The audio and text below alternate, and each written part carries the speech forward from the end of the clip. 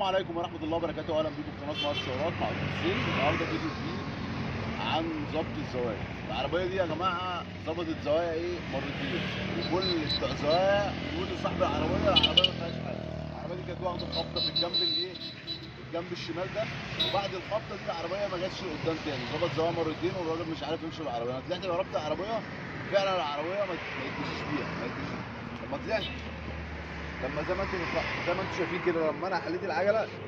بصوا المساعد يا جماعه ملوح ازاي، بصوا يا جماعه المساعد عامل ازاي، ملوح خالص. بصوا الجنب، بص ابعد شويه، بصوا الجنب. طبعا الراجل بيخش في المطبات بيسمع صوت دغدغه وتخبيط، والعربيه مش عارف يمشي بيها خالص. يعني العربيه تعدي مثلا ال 70 80 ما تقدرش تتحكم في العربيه خالص.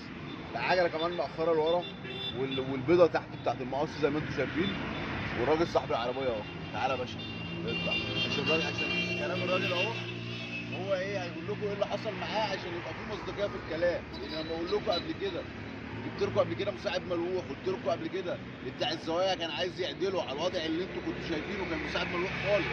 هنا مساعد ملوح زي ما انتم شايفين كده، ملوح منتهي، والراجل ظبط زوايا مرتين. ايه اللي حصل معاه؟ انا عملت حادثه. علي صوتك بس عشان مفيش مايك. ان انا عملت حادثه في الجنب الشمال، ورحت ظبطت زوايا مرتين. تمام. قال لي مفيش فيها اي حاجه، هي بس ظبطت الزوايا مرتين عند مكان واحد ولا لا مكانين يا جماعه مختلفين. وايه اللي بيحصل معاك في العربيه؟ دبدبه والعربيه مش مظبوطه خالص، مش عارف اعدي بقى حتى ال60.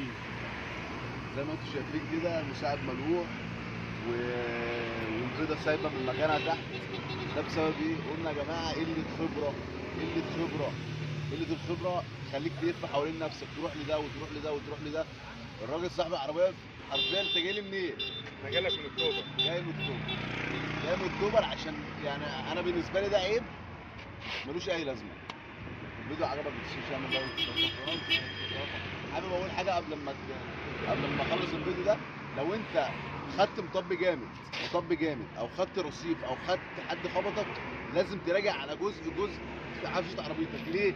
كنت عامل لكم قبل كده مشكله عن البارات الداخلي، كانت الباره ملوحه من جوه الكاوتشه، والراجل وكانت عربيه تويوتا كورولا بردك، وكان كل لما يظبط زوايا العربيه تتظبط وتخلف تاني. ليه؟ كانت الباره ملوحه منين؟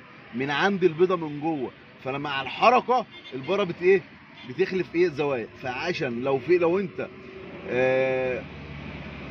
عربيتك اتخبطت ورجعت على العفشه بشكل عام ولقيت الدنيا تمام، وطلعت جربت لقيت الدنيا مش مظبوطه، اعرف اللي فيه جزء ملوح مش باين بالعين كده. لازم تفك جزء من العربيه تتمن عليه. لو الفيديو عجبكم يا جماعه اعملوا لنا لايك واشتراك في القناه. شكرا لكم في قناه مهاب سيارات مع الحسين.